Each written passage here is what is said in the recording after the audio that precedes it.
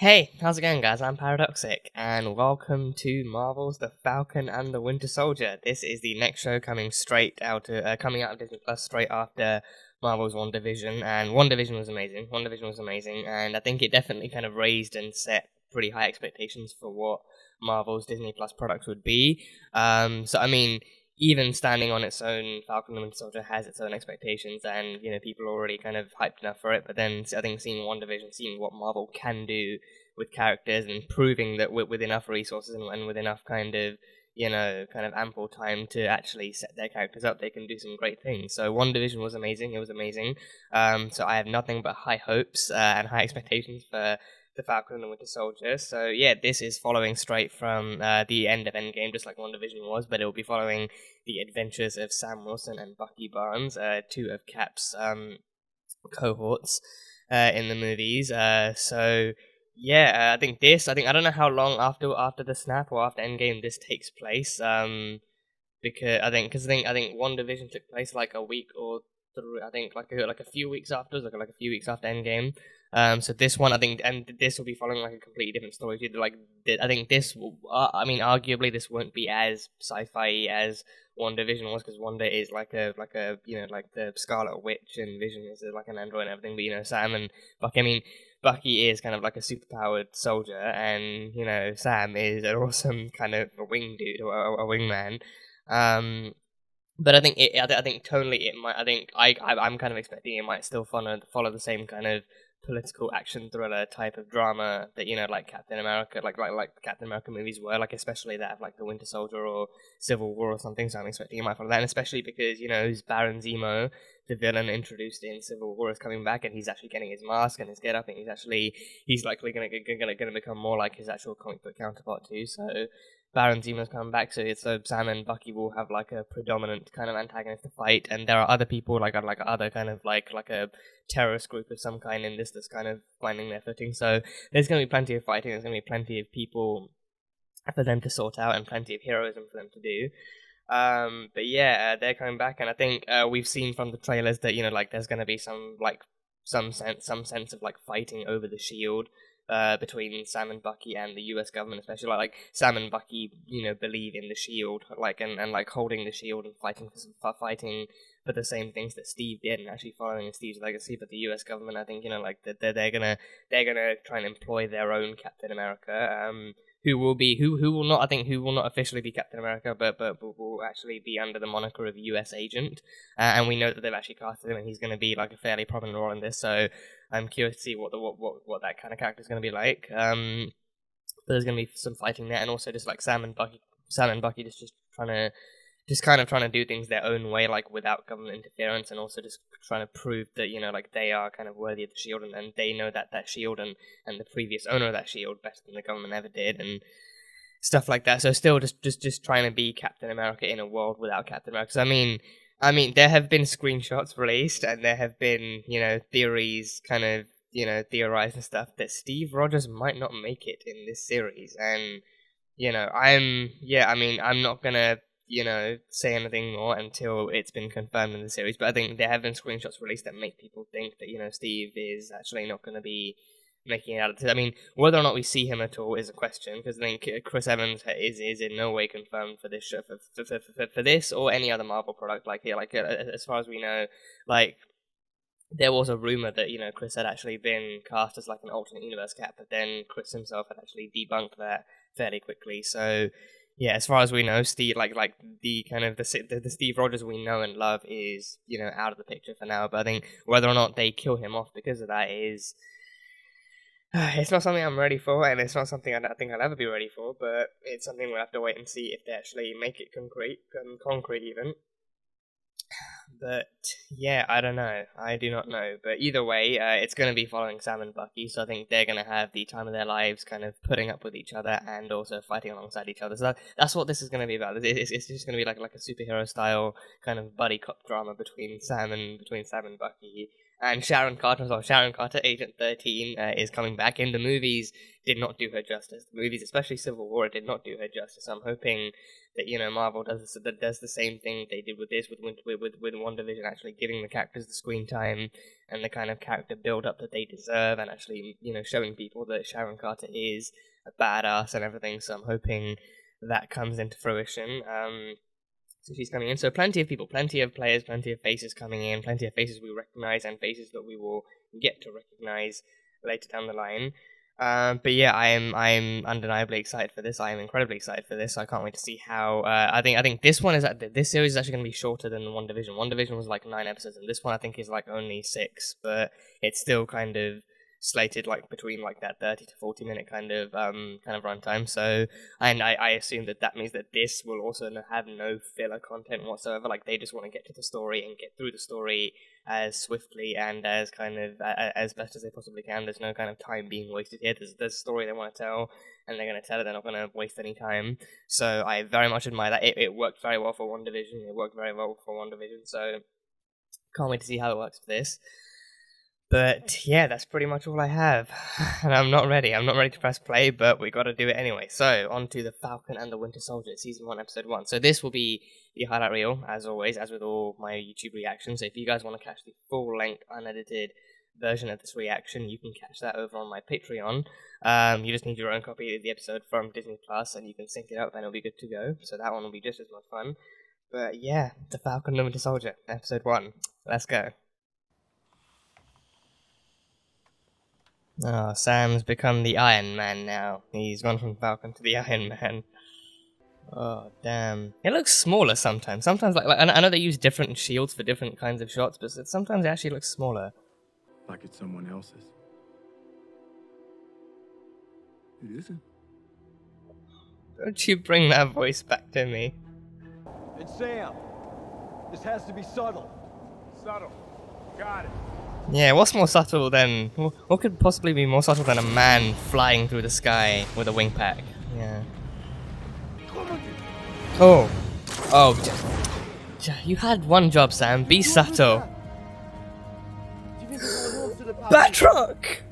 George Batroc from Winter Soldier. Red Wing, engage! No, Red Wing's back. Red Wing's back. So cute. Oh, and he has his own laser cutter. Oh, that's some Winter Soldier music. That's the Winter Soldier music. Oh, jeez, yeah. Yeah, this guy's a leaper. This guy's a leaper. Oh. Oh. Oh, damn. Oh, damn. This looks so good. This looks so good. Oh, he's got little rockets too. Oh, and he's got... Well, Red Wing has everything. Red Wing has a laser cutter, a freaking rocket, and he's got a minigun now. Yeah. Damn, Red Wing and Falcon already the great duo, and Bucky's not even here yet. Oh yeah, this sequence. Oh, he's so good, so good. Oh, no. Oh boy. Yeah. Oh, nice. Catch him. There we go. Oh, yeah, no, Batroc lives. Batroc lives. Yeah. Hey, Avengers! Aslama! Avengers. Marty. عايشك برشا. Oh, she was snapped out. Farham Bash, Naunak City.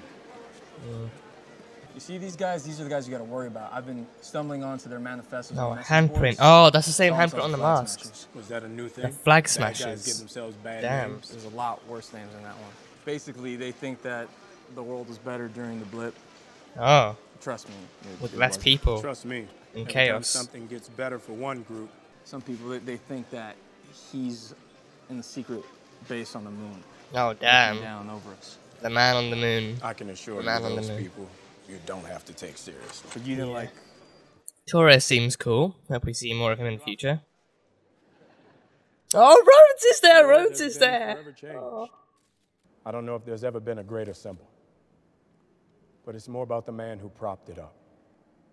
And he's gone. So today we honor Steve's legacy, but also we look to the future. Thank you, Captain America. This belongs to you. I don't want to say goodbye to Steve.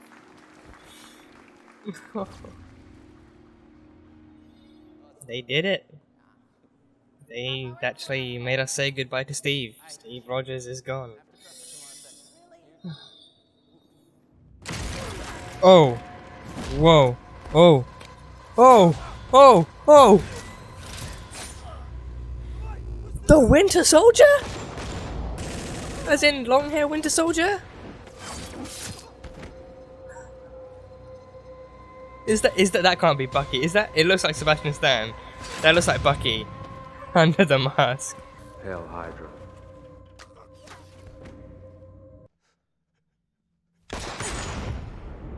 Oh, it's a nightmare. Okay, that makes a lot more sense. That makes a lot more sense. It's a nightmare. So, Mr. Barnes, are you still having nightmares? And he's in therapy. That's good. Bucky deserves some freaking therapy. Question. Did something happen recently? Steve died. He lost his oldest friend. No. So, rule number 1. You can't do anything illegal. Okay. What was rule number 2? Nobody gets hurt. It's a big one. Then why wasn't yeah. there rule number 1? That's a good point, yeah. Of course, I completed rule number 3. I am no longer the Winter Soldier. I am James Bucky Barnes, and you're part of my efforts to make amends. Okay, so reinforcing his old identity. You don't have 10 phone numbers on this thing. Ignoring the texts from Sam. Sam's been contacting him. Look, you've got to nurture friendships. You know, I mean, when did that start? When did you start yelling at your clients? Oh, the Notebook. That's The Notebook, his worst enemy. All right, give me a break. I'm trying, okay? You've got your mind back. You are being pardoned. I mean, these are good things. They're silver linings, honestly, in the grand scheme of things. You're free. You should ask Kraut. He would like to take you out on a date. Damn. Bingo or Yuri's being his wingman. Damn. pinochle. I have a shift, but if you want to come back here, I should be done around 10. He was working abroad, and he was killed. The police said, wrong place, wrong time, but I will never know what really happened to him. Oh, that's some Winter Soldier music coming in. No. You're not telling me the Winter Soldier had something to do with that, right? Are you? Are you? Ah, Sam's family. Uncle Sam! Uncle Sam! Right. No, come on, Carlos. You know I'm around here more than you, man. I'm always repping those. When you gonna let me borrow the wings? Give my sister back that $100 she borrowed. That's cool. That's cool. We actually get to see a bit more of Sam's background, meet his family. Try the whole online dating thing. It's pretty crazy. You tried online dating? I want to see his online dating Weird profile. pictures. I want to see his Kinda dating weird. profile. Well, what was his bio like? I mean, Keep a couple games around for boring shifts. Battleship? We'll grab a couple beers. Battleship? He should be good at that. Tactics and strategy. No, it has a mind of its own. Yeah. No word for someone whose kids die. Because it's like the worst thing that can happen. excuse me. You good? Oh, he's leaving. He's up and leaving just like that. Yeah, I think the Winter Soldier had some involvement. I'm wondering if it was in the Nightmare, because he did kill like an innocent guy in the Nightmare as the Winter Soldier. I'm pretty sure that kid was Asian. It was him. It was that kid. It was good. He killed his son as the Winter Soldier. Damn. So I think that must be, so Yuri must be Nakajima. Yeah, and Yuri, like his own amendment. He killed his son, so he actually wants to spend time with him to make up for that in some way. Oh. There we go. Plate's moving. Get some rice in there. Come on. No video games? Love you. Bye. Yes, video games. Always yes to video games. Yeah. 2. Go. Okay, now get to the video games, yeah. Whoa. Okay. Whoa. Okay, he has a hell of a kick. He's got a hell of a kick. Works here, but I don't have to place you under arrest. Ooh. Oh. Did he break something? Oh, well, he definitely broke his face. Oh. Oh, tell me Torres is okay. I knew it, Falcon. Yeah. Yes, man. Oh. I didn't want to say anything, you know. He's like a celebrity then. Oh man, it's a dream come true, you know. Funny how things always tighten around us. Whoa, easy there. Look, I'm on your side. After all, he's a hero. That's why you're on their side? Just because he's a hero? Selfie with your arms out. Are you serious? Oh, for Christ's sake. But we cannot approve you. Damn. So you just wanted to take the selfie and leave them at that, huh? It is with great honor that we announce here today that the United States of America Those sons has of a bitches. new hero.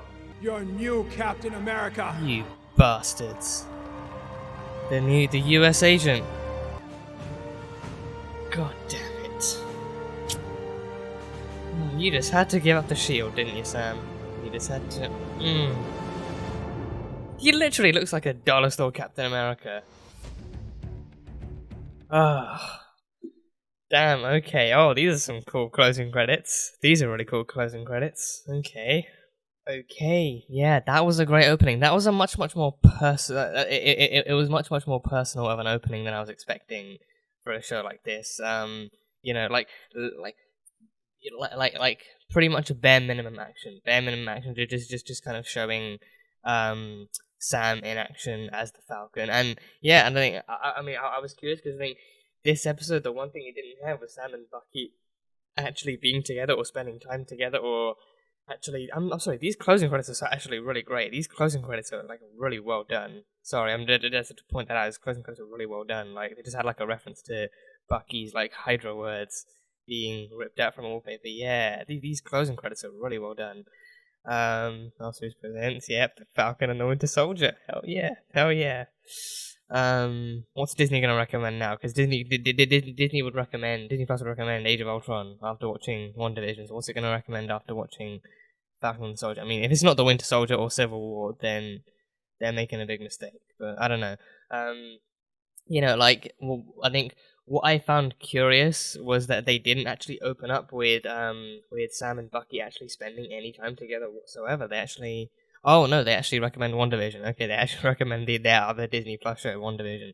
Okay, no, like they didn't actually have Sam and Bucky meeting or spending time or even acknowledging each other in any way. Like it showed them off as almost like two separate beings. I mean, they do like currently lead two separate lives, but I think that kind of gives me the idea that they really are going for like some kind of a buddy cop movie where it's like at first it goes from them not spending time together because they just lead two separate lives now, and then like an event forces them together, and then they kind of have to put their differences aside and actually get together, and then by the end of it they're just, you know, two sides of the same coin. They're just like, you know, like two kind of like two peas in a pod, pretty much. So I feel like because of this opening, I feel like that's the way it's gonna go. But it was interesting that they actually, I think it was actually also like I think the best, I think probably the best way to kind of go, probably the best way to actually show how they're leading different lives now, because now they have different people in their lives, they have different backgrounds, they have different kinds of, you know, like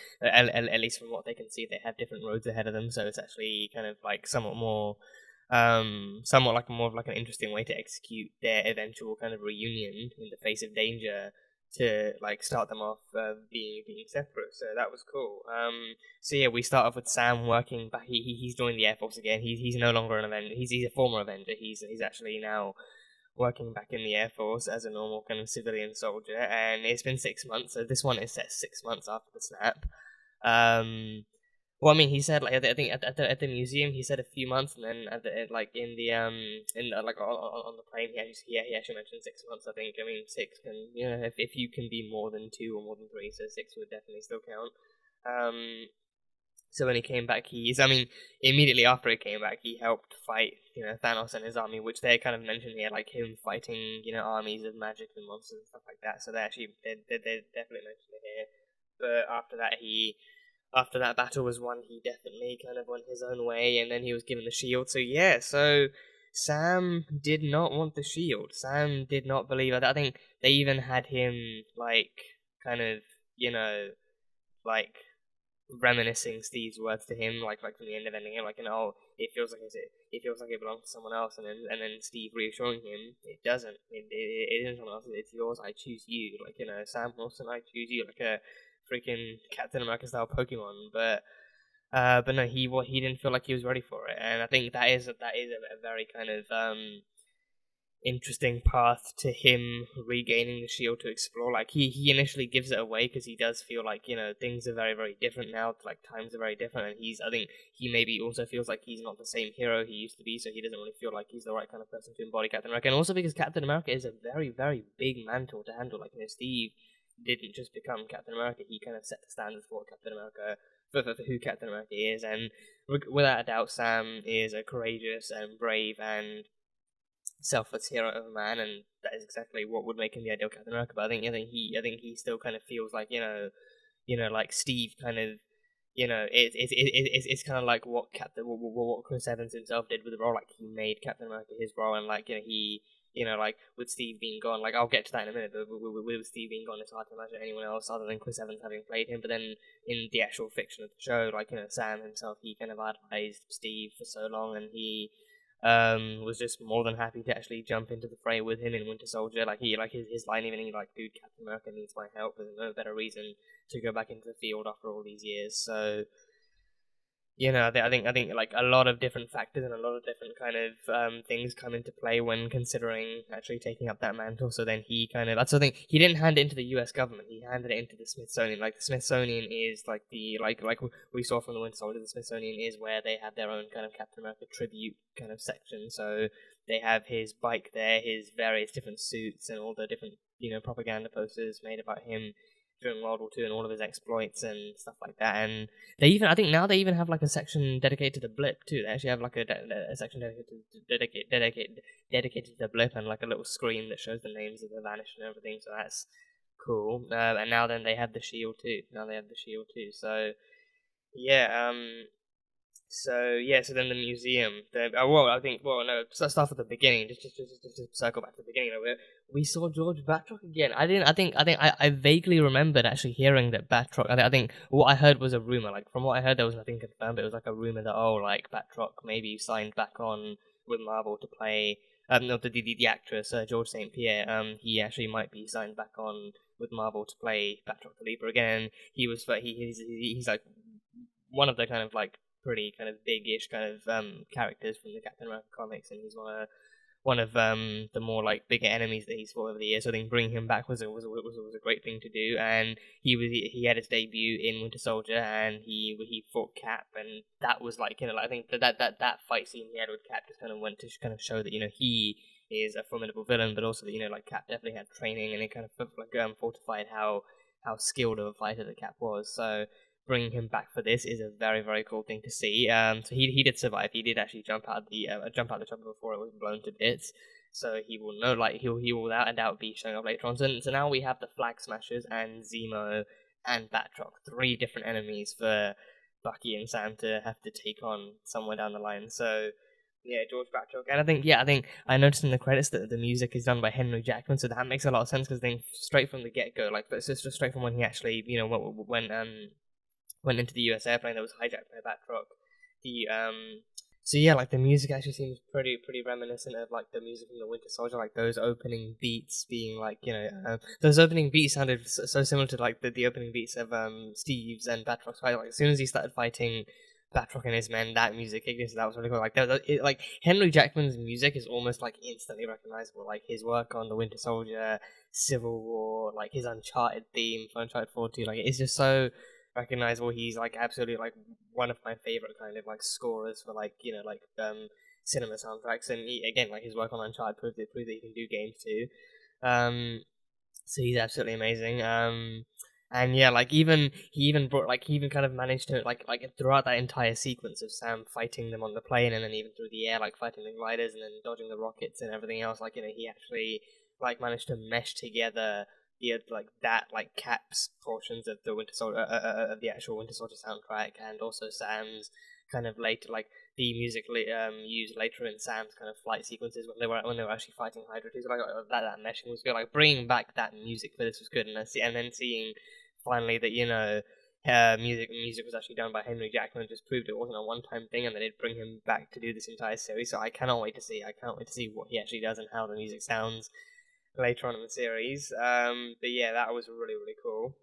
So Sam is kind of just kind of finding his place, of finding his way back into the world. Because I think the Avengers are literally no longer a thing. The Avengers are no longer a thing. So that is the kind of question. I mean, it's a question they had in Spider-Man: Far From Home too. Like the kids in school ask, are the Avengers even a thing anymore? What's the plan next time this happens and stuff like that. So he's known. He is a celebrity. He's known. People know him as the Falcon. So.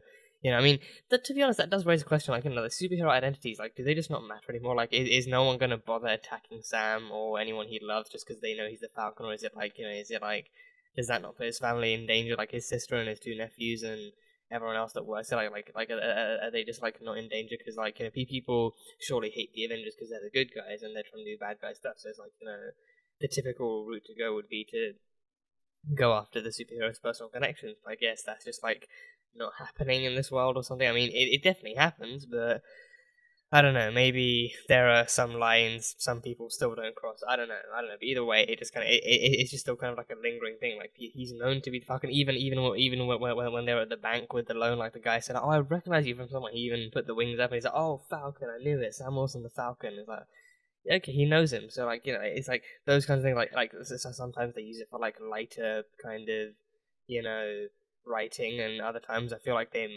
maybe might delve into using it for darker writing too, but I don't know, I guess we'll have to wait and see, but it's just a lingering kind of thought on my mind. So the museum, so Sam handed the shield over, so Steve is gone, I think. And again, this is what I was talking about before the reaction, there were screenshots released of Sam dressed in a suit and him at a museum with a World War II cap poster, and he was handing over the shield, so people thought, oh, this might be him handing over the shield because Steve's dead now. So Steve, I mean, again, I think it's very, very sad to think about, and it's just, it pretty much brought me to the brink of tears, but it's also not unbelievable because I think Steve was still old, he wasn't just an old man, he was pretty much 100 years old, and this now takes place 6 months after the snap, so anything could have happened within those 6 months, and clearly Steve died. So I think what weirded me out was that I think maybe it's because right now I think for this episode the focus maybe on in terms of Steve's identity, I think the focus was more on him being Captain America than it was on Steve, because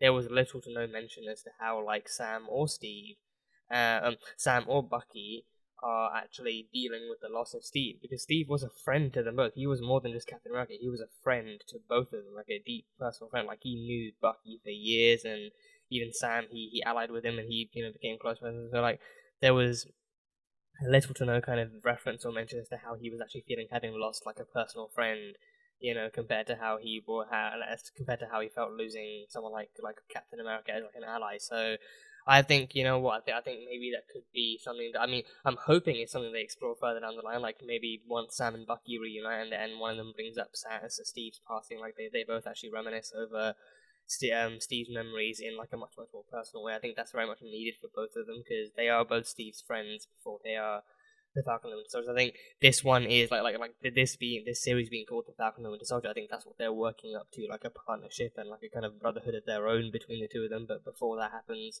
they are kind of working on being their own two people before they run into each other. So that kind of, I think, makes sense. But I do hope that further down the line they actually do reminisce Steve's memories and actually kind of think of the brighter times and actually just kind of remember him in their own personal way together. So that should happen. But I think with this one, him passing on the shield and him giving the shield to the museum did highlight that the focus was more on Steve being Captain America than it did on Steve being Steve Rogers. So yeah, and Steve's gone. I think you know what? I feel like even we as an audience have to move on. I think that's why this episode didn't really do much kind of focusing on the fact that Steve Rogers is dead. So that's really Natasha Romanoff, Tony Stark, and now Steve. 3 Avengers are dead. 3 Avengers. Two are retired. Well, pretty much all the rest are retired. Hulk is Hulk. He's going to pop back up in She-Hulk, so that's going to be a thing. And then Thor is going to be in his own fourth movie, the only hero in the universe in the MCU to get like a quadrilogy. He's going to be in his fourth movie, and then he's going to be in Guardians 3 as well. He's in Guardians 3, so so he's, in like another trilogy and his own quadrilogy, and then Hawkeye is going on to his own series where he passes the mantle on to Kate Bishop. So they're all doing their own thing, but Tony and Steve and Natasha have all bitten the dust. So, I feel like, Tony, he got almost like an entire movie dedicated to his passing with Spider-Man Far From Home. Natasha, we're still waiting for her goddamn movie, Marvel. We're still waiting. We're more than willing to, pay up and stream it from home. I mean, she deserves a theater release, and I think, that's the way they should go with that. Like, do a theater release when theaters can open up again safely and people can go, but otherwise, just, just do something. Just give us something. Just give us something. Just give us something. Natasha's got her own thing coming out, and then and now Steve. I think Steve just gets like a fleet, like Steve gets his legacy and his mantle carried on in the Falcon and Winter Soldier. So yeah, R.I.P. to Steve though. Steve, I think it's like even seeing the promotional material and even seeing those screenshots released of Sam at his kind of memorial at the museum, like it was something I didn't really want to think about. I was like, don't tell me Steve is gone. Don't do this to me. And I think again because of the fact that in this episode the focus wasn't as much on Steve as it was on Captain America. I think it made it easier to deal with because it was like it was literally less like there was less mention of Steve's actual passing than there was on who the next Captain America would be, or whether or not Sam would even pick up the mantle. So because of that kind of not I think I don't know if I'd call it ignorance, but that kind of passive aggressive. Well, maybe like passive aggressive ignorance because that it made it easy to deal with. But even going into this show, I've been kind of clinging onto the theory that Steve would still be alive and he'd be that kind of old man Steve in the park feeding ducks or something, and then Sam would occasionally come to him for advice on how to be a better cap or something, and he'd be giving him those words of advice or something. But no, Steve is gone. His time is over. He's had a hell of a journey. He had a hell of a journey, and sometimes I think about his journey through the MCU, and I think about like the stuff he went through. Like that man never got a moment of peace until Endgame, until he found out that time travel was a thing and he could live a different life. He never got a moment of peace. It was just one battle, one problem, one kind of moral dilemma after another, and he never even got like a proper reunion with Bucky. As soon as he did, things went haywire, and Bucky never got a proper reunion with him. Like seeing Bucky in this, I'm just really, really kind of anticipating what Bucky, because like Bucky, like he lost Steve too. Like Bucky's kind of way of remembering Steve is just going to be even harder because they were friends back in like the 40s and 30s and 20s, and like from childhood they were friends. So like it's like Bucky lost his oldest friend, his one remaining connection to his original life, his like to who he was and who he used to be, is now gone. So there's nothing else. I think on the one hand it just makes it even sadder to think about that Steve is gone, but also on the other hand it kind of raises I think it kind of makes it more interesting to see how Bucky himself can actually readapt and re-explore himself and like re-identify with this new world, like the same way Steve did in Winter Soldier. Like it just kind of gives us more opportunity to explore who this new Bucky is and how he comes to terms with who he is and stuff. So yeah, R.I.P. to Steve. R.I.P. to Steve. And we had Rhodes too. Rhodes, that is a cameo I didn't think would happen. I think again, like these are like stuff that I either don't know about or don't hear about, or I hear rumors about, but nothing's ever confirmed. Like because I try and keep my kind of social media as spoiler free as possible with certain tag words and certain kind of keywords like being blocked and everything. So I try and keep it as spoiler free as possible. But sometimes like rumors and other kind of headcanons and stuff do kind of pop up on my timeline and stuff, so I can't really avoid those. But either way, it's like something that I think rumors. I think if something's confirmed, then I know to expect it. If it's a rumor, it's like, oh, I can join the bandwagon of thinking that it would be cool if this happened, and then I can rejoice in that kind of joy when it actually does happen. So that's more of how I feel about that. But Rhodes being in this, that was really cool. Rhodes popping up in this, that was actually like he respected Steve. He fully respected Steve, and he actually admired him as a soldier and as a friend, and as a fellow Avenger. And I think seeing Rhodey here, I think he's lost 2 friends now. He lost 3 friends. He was pretty good friends with Natasha. He was like he was he was to Tony what Bucky was to Steve. He was his oldest friend and his kind of confidant and stuff like that. So I think, you know, he kind of he maybe also relates to how Sam's feeling losing one of his closest friends and losing someone like that. That the rest of the world saw as a hero, but you just saw as like a good man and a guy who fought so hard to do the right thing and stuff. So he was there. I think he was on unofficial military business too, like him actually being there to respect Steve's legacy and the legacy of Captain America and everything. So he was there. So seeing Rhodes in this was cool. I don't know how much he's actually going to be in this, because I think he's definitely going to be like a supporting character here and there. I don't think War Machine is actually going to be jumping in and doing his own thing. I think it's just going to be. I mean, if we do see Rhodes again, it's definitely just going to be as Rhodes. I think they're going to be saving War Machine himself for the Armor Wars series, where you know Rhodey actually gets the friggin' spotlight for himself. But in this one, I think he's just going to be a supporting role, which is cool. You know, James Rhodes is always cool to see. So. That's fun, but he was there and he was kind of giving Sam his own pep talk and even questioning why he didn't pick up the mantle and talking about how important Sam's kind of mantle was, so that was fun. But yeah, Rhodey was here. And then yeah, we hear about the Flag Smashers. Yeah, I think there has to be a better name than Flag Smashers. I mean, technically, if you think about it, I think maybe it kind of makes sense. Like Flag Smashers could it kind of works as a metaphor for who they are and what they want. So like, you know, Torres, the guy working with Sam, actually said that they're like a. I mean, they seem like somewhat like kind of like a militia. They definitely have abilities, and like that one guy had like a super kick, and he punched a guy into like a lamppost and everything. So they seem to have actual kind of abilities, and you know, they seem to be like functioning and like working on their own terms, like kind of like a private militia or like a terrorist group of sorts. So yeah, but they formed during the blip, and they also felt that the world was better during the blip. They felt the world was better during the blip, and it's because the world like descended into chaos. But from their perspective, it's like they preferred a world without any unified borders. Like they preferred a world that came together and was open to all. And I think during the blip that would make sense too. Like half the world's population disappears, no one knows who's left anymore. No one, like people are struggling to keep track of what's left and what's good. And so the whole world comes together, and I think people would. I think it kind of makes sense that people would open up their borders to actually kind of give other people aid and, you know, give them the kind of necessary kind of assistance they require. So they kind of preferred it like that when the world was in chaos, and then in that chaos they actually united under one kind of common label of humanity, as opposed to actual different countries with borders and stuff like that. So the Flag Smashers, they actually smash through the flags and be like, you know, forget the flags, forget having individual countries and individual kind of, you know, individual kind of like segments of humanity under different labels, just, you know, come under one label of humanity and do stuff like that. So I think yes, that they preferred when the world when it was, you know, suffering from the blip. Or maybe not, like for them probably not suffering, but actually just, you know, coming together and being one.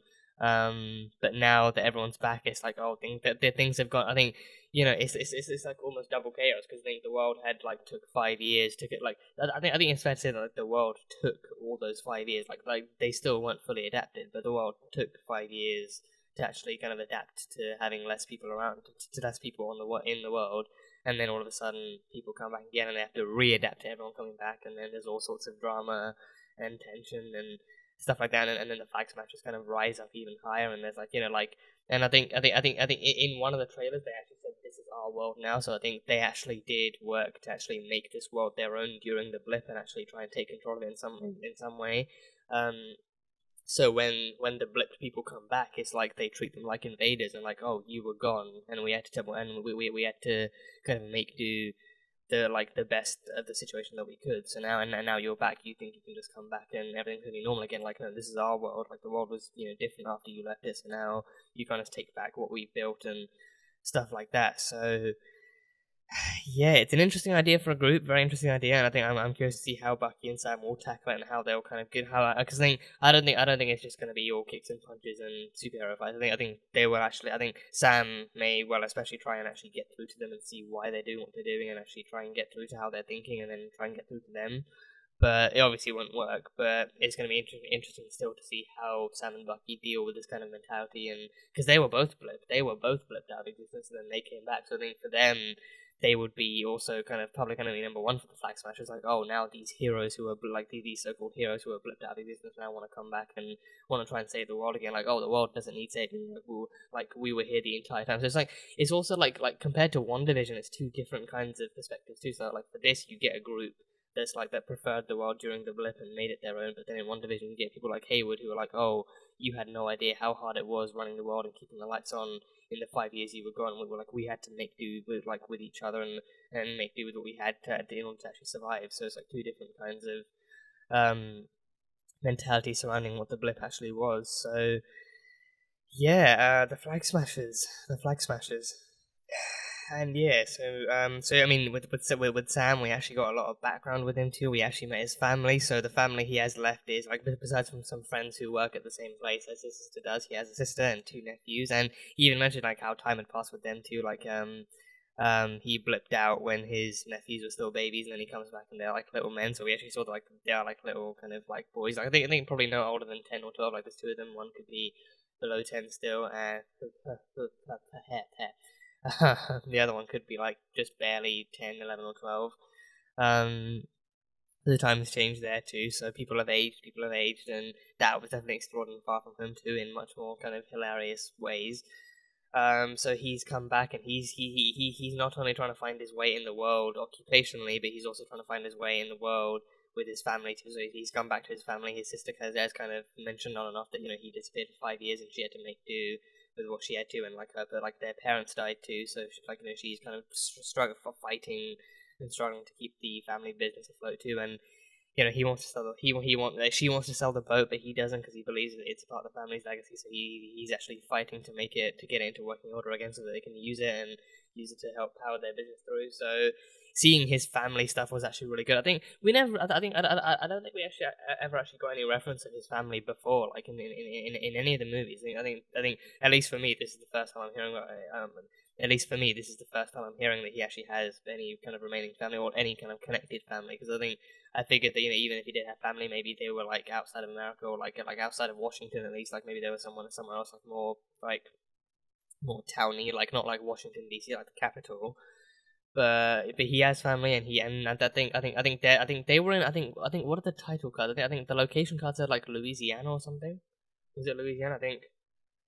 I think so. I think it might have been Louisiana, because I think it switched back and forth to various places. Like we were in Switzerland for the Flag Smasher stuff. We were in Tunisia when he actually finished the Air Force mission, and somewhere else with Bucky and stuff like that. So I think Louisiana was where his actual family was. So he went back and visited them. So he's actually even like as Sam Wilson, I'm liking that we're actually getting that more personal characterization where he's actually, outside of being the Falcon, he's still like a working man trying to help his family, and also being someone like a blip, like someone who came back from the blip too. He's actually trying to find a way to help his family so that they don't go through any struggles again. So he's actually trying to find his way with his family too, and it doesn't go easily. Like he does kind of come head to toe with his sister and just kind of butt heads with her occasionally. So it's not without its struggles. But it's good to see that Marvel is actually giving him that kind of background and actually humanizing him a bit more and showing that he's more than just a Falcon. He is also Sam Wilson from like a working class family, and he is trying to find something and trying to actually do something to help his family and actually trying to help out, and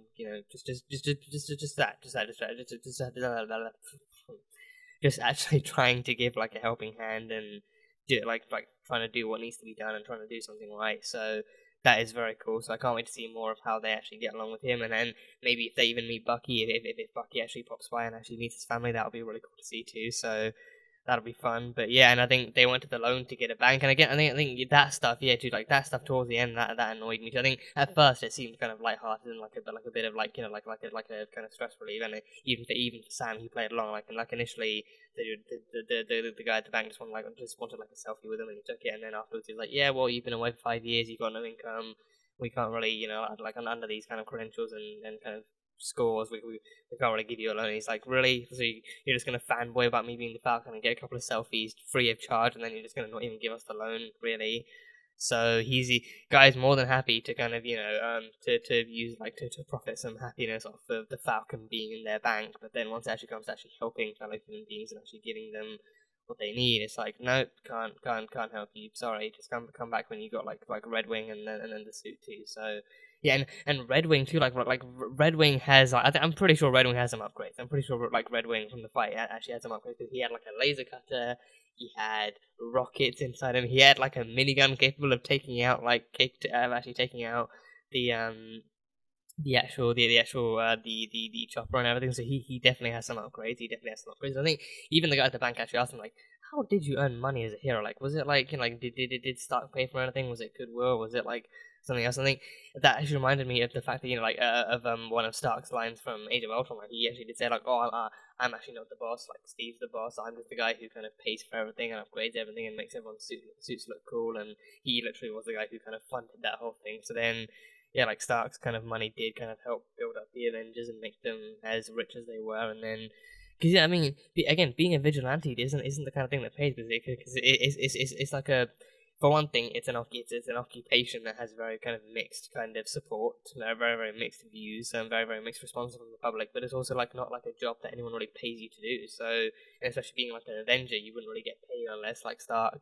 gives you something, or like he kind of pays you with, like sustenance of some kind. So being like an Avenger alone like doesn't really sound like a high paying job, like unless you're one of your Avenger teammates is actually Tony Stark or someone else. So yeah, I don't know, but I think them mentioning that was actually like an interesting topic too. Like, how does an Avenger get, like, how does a superhero get paid? Because like surely like they actually don't get like a monthly paycheck or anything like that just to save lives. I think if you want to do that, then you actually do something else that actually gets paid, like being like a firefighter or like a medic or something, like actually joining something that's like actually socially accepted by society and then getting paid for that. But no, being an Avenger, being a vigilante, going around fighting crime like that, or like on your own terms too, on your own laws, and I think that like even politically and legally, that was like a whole thing that was explored in Civil War. So there's like a lot of areas to discuss in terms of actually whether it's actually a well-paying job or not, or even if it does pay, like how much it actually pays. So the fact that they brought that up was actually interesting, and I think it sparked some sense of discussion. But seeing Sam's family, seeing him actually trying to work to build them back up again and put them back together again, actually be there for them, was really fun. So that was cool. And yeah, then we had Bucky in therapy. Bucky gets therapy. Like, you know what? That's all I need. Bucky is, after what he's been through, Bucky is a character that desperately needs therapy. He needs therapeutic kind of aid and some sense of like peace in his life, and he's looking for that. He did say that he was looking for peace, so him getting therapy after all that he's been through is something that has been very much supported by the Marvel fandom, and is also just very needed for his character. So to see them actually giving him that in a TV show, you do not believe I think you might believe it. I mean, you should believe it. You should believe how actually important it is to see someone like him go through that, and also like them actually exploring that something too. So like with WandaVision, they explored one type of mental health, and now with this one, they actually explore someone else. Actually, Bucky actually going forward and getting therapy, and actually going through that kind of process. And like therapy isn't the same for everyone. That goes without saying. Like not all therapists are the same. Not all therapy procedures are the same. Some people have different techniques and methods. Like therapy itself is a complicated process, and it takes time for people to find the right things for them and to do things the way that kind of actually best benefits and suits them. So with this one, I think he is going through like talking therapy, and actually also going through like he has like a list of amendments to like a list of rules. So the first one, I think, or at least one, like the first one is don't do anything illegal, because he's been pardoned by the government. So going through therapy and doing this stuff is kind of like the government's way of making sure that, like, because of his history and because of what he's done and who he was, that he doesn't actually come under any kind of danger or fire or put anyone else in danger again. So they've pardoned him. That probably means that they've actually kind of like redeemed him as an actual US citizen and someone free of any kind of terrorist charges or anything. But because of that, he probably has to go through therapy and actually get his mind set on straight. Because I think the like Shuri fixing the brainwashing was one thing, but now he's having nightmares. Bucky's having nightmares. I was so scared when the Winter Soldier stuff happened. Like that fight sequence with the Winter Soldier, I was like, no way. Is there gonna be some kind of like plot twist where Zemo got to him again and tried out the keywords thing, and then something happened? But no, that was actually from the past. That was actually from way back when, like a few years back at least. not even a few years back, because I think it's been like it's been even longer than that since he's been the Winter. I think it must have still been in the 2000s. I think it must have still been before the actual Winter Soldier movie took place. But it was when Bucky was still the Winter Soldier. And I think I was wondering, like, could this be some kind of like a copycat, or like someone else being the Winter Soldier? But no, Sebastian Stan, his eyes and his kind of hair, like his eyes are very recognizable. His eyes are very recognizable above that mask. So yes, it was definitely him, and he killed people. And I mean, don't get me wrong, the choreography of that fight sequence was amazing. Like, seeing the Winter Soldier back in action was cool, but then also seeing it was the Winter Soldier, and that's like, knowing Bucky is the Winter Soldier, it's like, oh no, what's happening? And then he actually kills everyone there and kills everyone necessary. And then, just as that final gunshot goes off, Bucky himself actually wakes up in the present day, so he's having nightmares. He has PTSD. I think him having PTSD is understandable, but then now he's having nightmares of all the things he's done. He's having nightmares of all the people he's killed and the crimes he's committed. So he's having those, and he's lying to his therapist about not having them now. So there's that, and then she knows him too. She like she's been working with him long enough to know when he's lying, and then when he doesn't talk or when he lies, she pulls out the notebook and starts writing things down. And she even said that, like you don't talk, I start writing. You start talking, I start listening, and then talking in response. So she is the same therapist from the trailer too, and I'm pretty sure she's the same therapist from the trailer with Bucky and Sam doing the staring contest. So I can't wait to see what happens when she actually meets Sam, and then Sam and Bucky start bickering like little kids, and she has to kind of pull them apart like an aggravated mother or something. But Bucky is getting therapy, and he has 3 rules. So don't do anything illegal. Don't do anything illegal. Nobody gets hurt. Most of all, nobody gets hurt. Those are 2 important ones. And finally, I think the first 2 rules, like don't do anything illegal and don't let anyone get hurt or don't hurt anyone, like those feel more like actual government rules, like the government warning him, don't do anything too Winter Soldiery or we'll have to put you under again. But the third rule, like actually seems more like something therapeutic and something important for him mentally and personally, like him actually reinforcing his proper identity. So in this one, he actually kind of it kind of flashback to, like, he has a list of names that he's either done bad things for or he's done bad things to. So he actually so like the flashback we saw was him actually taking down like a US senator that he helped get into power while he was still Hydra, and while Hydra was still around and while he was the Winter Soldier, he actually helped her get into power and everything. So now, this time, that third and final rule is actually identity reinforcement. So him being like, I am no longer the Winter Soldier, I am James Bucky Barnes, and, you are now under arrest, and like the law enforcement actually arrives just as he leaves. So he actually kind of... So I think with that one, it also seems like he's actually helping the government too, because I think, like, Hydra is gone, Hydra is disbanded, even years and years afterwards. Hydra's like Hydra moles and Hydra rats and people who still used to be with Hydra, and he even said that, even after Hydra disbanded, she was still abusing the power that he gave to her as the Winter Soldier, that he actually kind of allowed her to claim as the Winter Soldier. So she was still abusing that power. So people like that still exist, like people who still had that kind of governmental or political power is still being abused. So I think the government may be aware of that too, so they might kind of be using him to kind of get to those final people, like the people that he initially, as the Winter Soldier, helped actually get into power. So that's like I feel like that's also maybe part of his pardon too, like, oh, you can use your therapy, you can get the help you need, but then maybe if you help us actually take down the old Hydra people that are still kind of out there doing shady stuff, then that will also kind of go even further to help us kind of polish up the public image of you.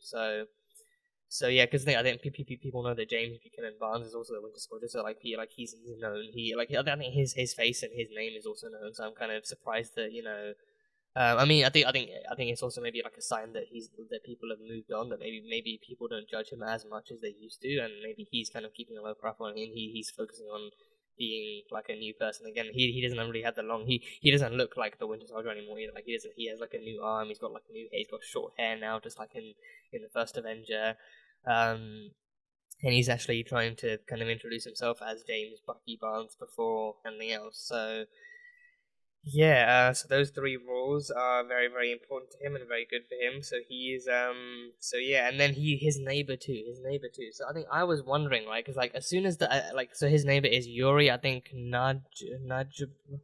I'm gonna go back, right, and actually see what the neighbor's I think the neighbor's name was in the list. The neighbor's name was definitely in the list. I think Winter Soldier, yeah. the name was definitely on his on Bucky's little list thing. So I'm just gonna kind of fast forward to that and see what it was. So what's the name? Oh, Nakajima. So I think the neighbor is called Yuri Nakajima. Like he calls him Yuri. He calls him Yuri Nakajima. Okay, so and then yeah, his son was killed. He actually said that his son was part of like some consultation group or something abroad. Like he like his son went abroad for work and then he was killed abroad too. And I think it being a Winter Soldier mission, there were no witnesses around. Like the Winter Soldier is specifically instructed to actually leave no witnesses, so no one else saw what happened or how he did it. So. And he never even found out the cause. I think Yuri never actually found out the cause of his son's death, and that kind of irked him more than actually. That kind of irked him just as much, if not more. Like knowing his son died was one thing, but then not knowing how he died. Because then that makes me wonder, like did he never get the body? Like did he never go? Did he never get the body back? Because surely he must have. I mean, I think in some cases, like if there is no body, then you just kind of bury like mementos and like pieces connected to the original person. You just bury like a casket of those. But then, yeah, because I mean, he leaves no witnesses. But like, I don't know if Hydra actually cleans up their kind of crime scenes before they leave. Like, if maybe the Winter Soldier leaves and then like a cleanup crew comes in and hides away the bodies or disposes of them somehow so that nothing is actually uncovered. Maybe that could be how. Because then, if they then recovered the body, then they would know that it was like a gunshot wound to the head or something that killed him. So like it was like pretty much like murder. Or I mean, they also said like wrong time, wrong place, which it kind of was. He actually was kind of at that place, like wrong time, wrong place. So yeah, but then Bucky, that is, I think, yeah. So like like that name is also on his list of amendments, but it is a much more different amendment. Like that one is nothing to do with like that one is less to like it is less to do with Hydra than the rest of the names. Like the rest of the names are directly connected to Hydra. That's about taking down people who who the Winter Soldier helped actually get into power or like helped like to get to some level of success. But with this one, this is someone he personally remembers like having wrong, and he's having nightmares about that one. He's having nightmares about that one. Whether or not they started after he met Yuri is a question I feel like is worth asking. Like maybe because like he moved into a new place. Maybe he met Yuri as one of his neighbors. He got to know him, then he found out about his son, and then like the name rang a bell, and then he actually started to remember actually having killed someone. And then maybe he saw the photo too. Maybe because he definitely saw the photo here too, but. Maybe before that he actually saw a photo where he found out the name, and then he actually started to get kind of nightmares about it, and then he's just going through some stuff. But either way, that is a name that he personally wronged. So I feel like that amendment is less about law enforcement coming in to clean up and more about Bucky himself actually trying to somewhat redeem himself in the eyes of Yuri. And I think he personally himself feels like he wronged him, and he kind of took his son away from him and drew him into that kind of pit of mourning and despair, so he's trying to be there for him, but at the same time, it's like, as we saw in this episode, like the more he hears about it, the more he kind of realizes and remembers what he did, and the fact that he's the reason that Yuri is so sad every time he thinks about it. So you know what? They give us something good with Bucky getting therapy and Bucky actually getting some kind of peace and penance for his actions. But then they actually throw this our way, like throw like a haunting memory our way and Bucky's way, and it's like remember when Bucky was the Winter Soldier and he killed people ruthlessly and mercilessly in cold blood? Yeah, we remember that too. Here, have a reminder. Have like a flashback in the form of a nightmare. But. I don't know, but that was painful to see. So I think I'm very, very anxious and curious to see how that story unfolds. Like if Yuri does eventually uncover the fact that because I think he knows Bucky is Bucky, or at least he's James. But I don't know if he actually knows he's the Winter Soldier, because I think he didn't show him the metal arm. But then I think he doesn't know how his son died. So I think he probably doesn't even know that the Winter Soldier was actually responsible for killing his son either. So I think he probably wouldn't find out unless that kind of information was leaked or passed on to him, or maybe unless like Bucky himself, felt like the only way to really make amends was to actually confess and tell him like, there was a time when I was someone completely different, someone so much more worse, and things happened, and then like this is the reason that your son died, and I'm the reason your son died, and like unless he actually confesses to him, because he feels like that might be the only way to actually lift that weight, because I think he's right now going, trying to maintain a healthy, happy relationship with Yuri and stuff, all the while knowing that he's the reason that his son is dead. So I think he won't really I think he might not really actually get that peace until he actually kind of like rights that wrong too. Like that's the one wrong he's trying to right in a different like every other wrong in his book, every other kind of wrongdoing in his book, he's actively confronting and handing them over to the law enforcement and actually actively, taking down face to face. But with this one, it's like this one is so much more personal. This one is so much more human, and it's harder for him to come face to face with it because by doing it, he could lose more than he gained. He could actually lose Yuri forever. Yuri could kind of, have that grudge and like just distance himself from Bucky forever and then not see Bucky the same way. So that could hurt him even more. So I think that kind of personal connection too, like him actually having like a new friend in Yuri, only to find out that this friendship might not last because of what he's done. That's just, it's painful. It's very painful. So very, very painful. But God damn it. God damn you, Marvel. God damn you. But on a more positive note, on Bucky's end, Yuri wingman the crap out of him, but he was also so straightforward about it. He didn't use any clever or cheesy pickup lines. He didn't waste any time. He wasn't like an Asian Barney Stinson or anything. He was straightforward to the point, like, hey, my friend here wants to take you on a date, so name the time and the place, and he'll be there, and you'll have a great time. That was it. No, like, hey, have you met James Buchanan Barnes? Have you met Mr. Metalman? Yeah, no, nothing like that. Just straightforward, straight to the point, getting the message across. So I think that also kind of hints towards the fact that Yuri himself comes from a different time too. Like now he's kind of having to adapt to a different time when like social kind of interaction is somewhat more different. Like nowadays, people do try and use clever pickup lines and different kind of social kind of social techniques and everything, but back in his day, it would have actually been more straightforward. Like someone actually just being like, "Hey, I like you. If you want to go on a date, then sure." It's just being really straightforward to the point. So he actually incorporates that into this, and the girl behind the counter too. She's actually really cool with it, and she actually finds Bucky cute. And he's just sat there embarrassed by Yuri the entire time. Like, Yuri, don't do that. Don't embarrass me in front of the pretty girl behind the counter. But then it actually does happen. It does go forward. She actually says, "Oh, hey, well, my shift ends at 10, so come by then, and we can have a few drinks and stuff like that." So then, yeah. So and she also seems like the ideal kind of date. She also seems. She also seems like a really kind of fun person to date. Like her idea for like a first date is battleships. Like she's like a girl into games. Just that's just great. So like battleships. I mean, yeah, like a board game. That's very different. But also, I think like board games. Like I think nowadays, especially like the dates and like friend groups and everything, like board games and like more like physical kind of games are like more and more common compared to like actually sitting behind a TV and picking up a controller and pressing buttons and everything. So battleships, I mean, hey, Bucky should have aced battleships. Bucky, like it being like a game of like tactics and strategy and reading your opponent. Even her being like, even her trying to be all clever and thinking, being like, yo, I'm trying to read your mind. And he's like, trust me, you don't want to do that. It's a nightmare. Like my mind is just like a constant living hell. So you really don't want to do that. But yeah, I think the first day up until being like the kind of reminder of Yuri having lost his son, and then Bucky remembering what he did and what happened. Up until then, it was actually pretty good. And Bucky tried online dating. I'm sorry, I have to see Bucky's dating profile. I need to see Bucky's dating. I need to know what kind of picture he used, what kind of dating profile he built up. Like I think. Because if he did it by himself, then that would just be hilarious. But if he actually managed to do it with help from someone, because I think like Bucky again, like Bucky is not like, despite having like a bionic arm, he is not the most tech savvy person in the world. So I think I just can't imagine Bucky actually going on the internet with the intention of creating a dating profile, but then not getting sidetracked by someone else. He's like, wow, Google, this would have been amazing back in the 40s, and you got Wikipedia, and you got Twitter, and Facebook. Let's stay away from that. And like what kind of dating website he used to, like maybe like Bucky on Tinder. Oh, can you imagine Bucky on Tinder? Can you imagine Bucky on Tinder? Like I don't even know what his kind of dating bio would be. Like man out of time looking for love, or like got like a metal arm, and I don't know.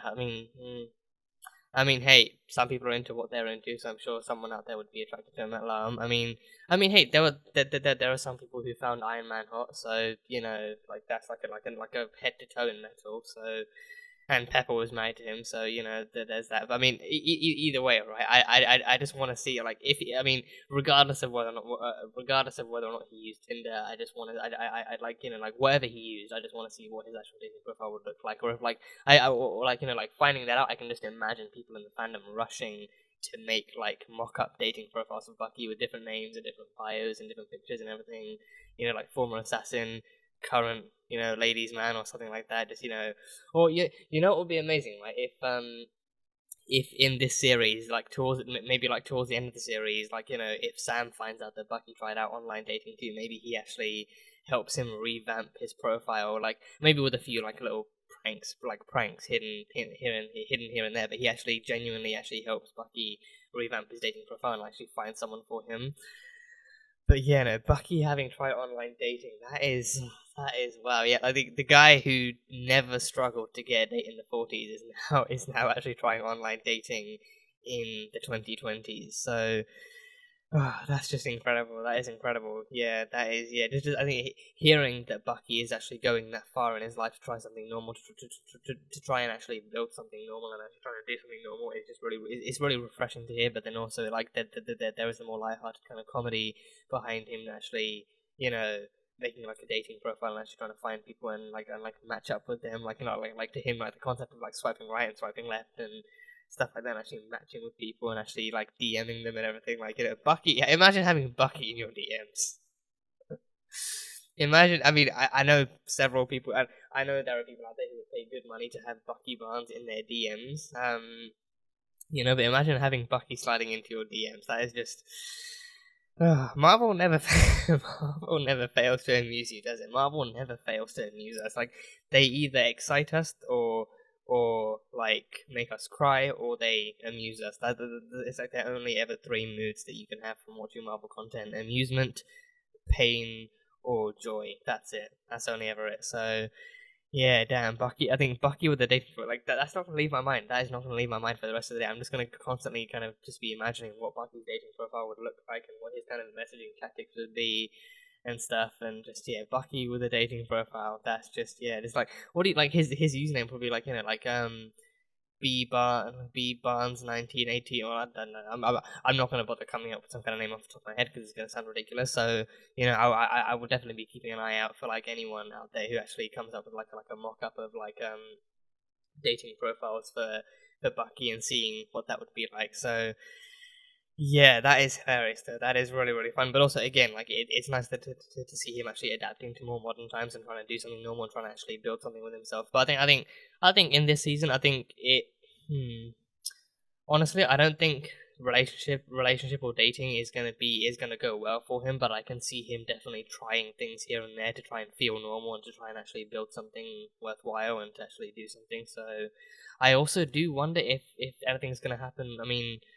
I don't want to jinx anything or like actually kind of like, you know, try and make that out to be the sole reason she's there. But I mean, Sharon is going to be in this, and I think some people have been shipping Sharon and Bucky for whatever reason it is. I'm not here to judge, but you know, I think I'm definitely of the mindset that I mean, first and foremost, I want them to actually do her character justice. But before they, I do not want them to turn her into like a love interest just for the sake of it, just because there's two men in the show as well. I don't want them to turn her into a love interest or anything, but I want them to actually do her character justice and show us the independent, badass, strong-willed kind of Sharon Carter that we know that the movies failed to give us, or not necessarily failed, but it just didn't give us enough of.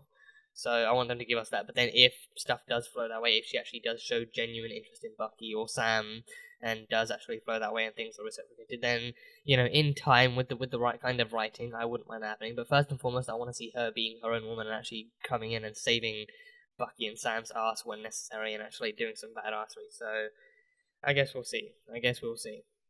And yeah, at the very end, the closing scene, the final scene. Who is that? Who is that imposter? That is an imposter. That is a tip of the iceberg among us imposter. Someone pretending to be Captain America when he will never be Captain America. He will never be like that.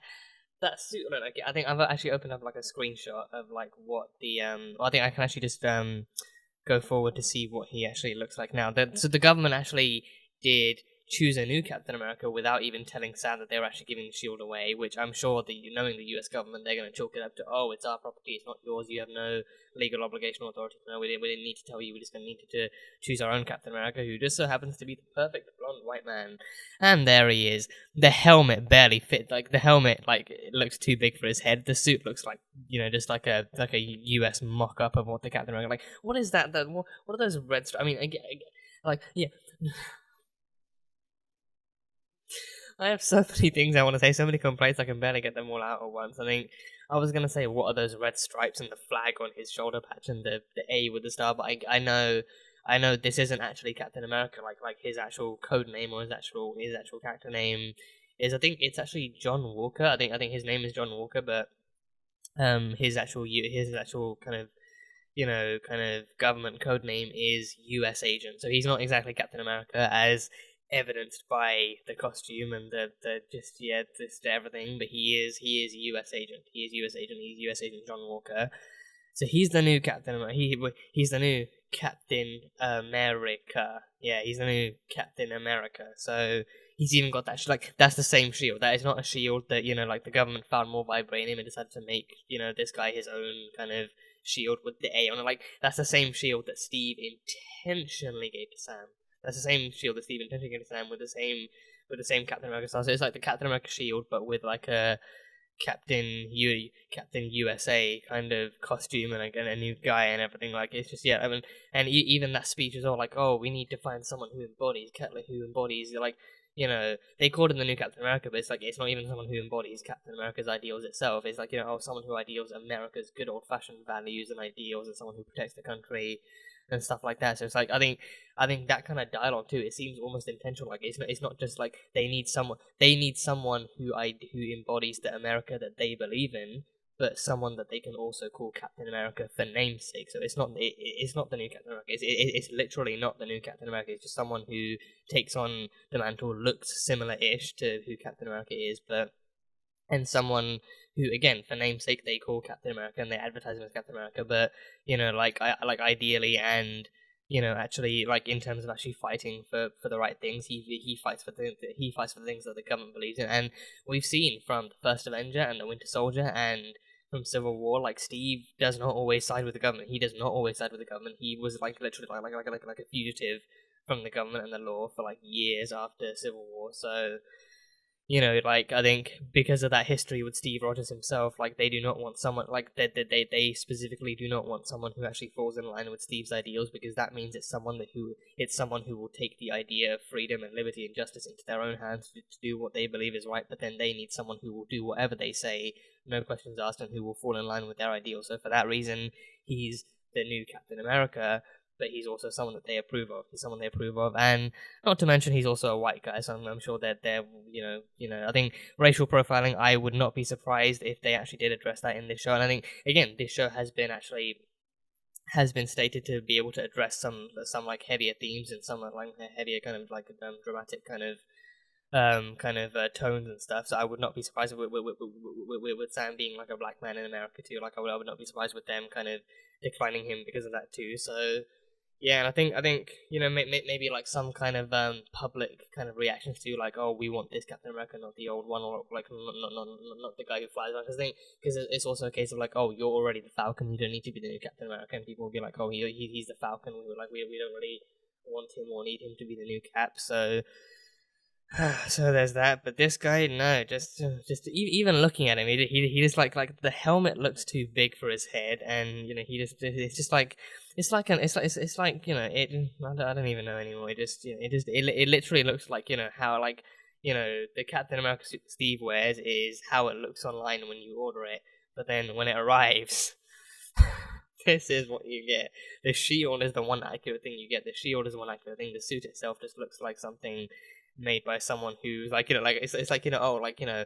my can I copy your homework? Yeah, but just don't copy everything, don't make it too kind of obvious, and then it's and then this is literally what you get. Just take away the stars and the stripes, have different red stripes and have an A in the shape of a star on the helmet and have the shield and everything and stuff like that. But everything else is the same. It's still red, white, and blue. Still got the harness on the back and everything. Still got the boat. Still got the thing. So this is the new Captain America that the US government is going to try and, you know, unveil to the public and everything. So yeah, Coulson would be turning in his. I mean, Coulson is alive now. Coulson is alive, so he would literally be marching into Washington and marching into the freaking White House or wherever this is, wherever this reveal is taking place, and he'd be like, "Nope, taking that shield. You do not get that. That is not my Captain America. That is not the Captain America I grew up with. So no." And then he'd probably hand it off to Sam Wilson, like, you know, "Hey, Steve Rogers trusted you. I trust you too. So you take up that shield and you go be badass and save lives and fight for the right thing." So. Oh boy, that's yeah. But yeah, that is it. That is pretty much all I got from this episode. It was a really, really, really fun premiere, really fun, calm opening, setting up the road for darker, more dramatic things ahead. So I'm thoroughly looking forward to the rest of the series and can't wait to see how it unfolds. And definitely looking forward more to the individual and cooperative adventures of Sam and Bucky and seeing where things lead for them. But yeah, that is pretty much all I've got. So, anything I missed out on, anything you guys think I misinterpreted, or any opinions you guys want to share, what your thoughts are on this opening, on the season premiere, comments are open. Absolutely, let me know what you thought. I'd love to hear what you guys think of it. But yeah, that's pretty much all I've got. So that was Marvel's The Falcon and the Winter Soldier, Season 1, Episode 1. So thank you guys, as always, so much for being here and for watching this video. If you guys enjoyed it, then salt and burn that like button. Comment on what you thought of the opening and this series premiere and what you're looking forward to in the rest of the series. Once again, the full-length reaction will be available on Patreon, so you can go check that over there. And yeah, that is it. So, I will see you guys next time.